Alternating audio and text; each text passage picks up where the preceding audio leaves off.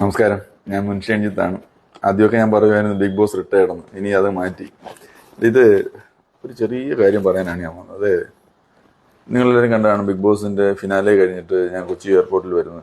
ഞാനും ആദില നൂറ ഞങ്ങൾ മൂന്നുപേരും കൂടെയാണ് പുറത്തേക്ക് വരുന്നത്. അപ്പോൾ ഒരുപാട് ക്യാമറകളിങ്ങനെ പൊതിഞ്ഞിരിക്കുകയാണ്.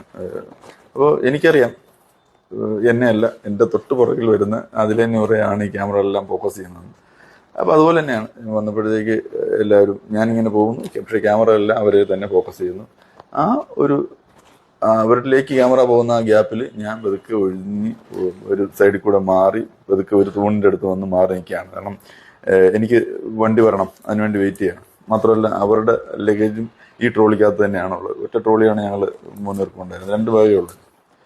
അങ്ങനെ കാത്ത് അവിടെ പതുക്കെ ഇങ്ങനെ കുനിഞ്ഞിരിക്കുന്നു, ആരും കാണണ്ട അറിയണ്ടെന്ന് വിചാരിച്ചു. ആ ബഹളം അവിടെ ഒരു സൈഡ് ഭയങ്കര ആരവങ്ങളും ബഹളങ്ങളും ഫോട്ടോ എടുക്കാനും ആക്രോശങ്ങളും ഒക്കെ നടക്കുന്നു. എല്ലാവരും കണ്ടിട്ടുണ്ടാവും.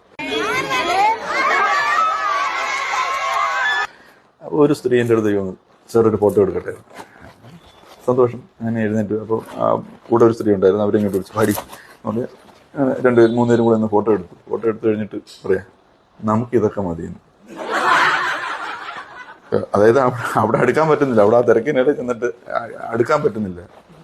ഞാനായാലും മതി എന്നുള്ള രീതിയിലാണ് അവർ ഫോട്ടോ എടുക്കുന്നത്. അപ്പോൾ എനിക്ക് പറയാനുള്ളത്, ഈ ഫോട്ടോ എടുക്കാൻ പറ്റുന്നത് ദയവായിട്ട് നിങ്ങളുടെ ഈ ഉള്ളിലുള്ളത് നമ്മുടെ കഴിഞ്ഞിട്ട് പറ. ഉടനെ തന്നെ പറയരുത്. ഒരു ആത്മകഥം പോലൊരു സാധനം വന്നാൽ പുറത്തേക്ക് അധികം വരില്ലേ, വിഷമമുണ്ട്. അതുകൊണ്ടാണ്.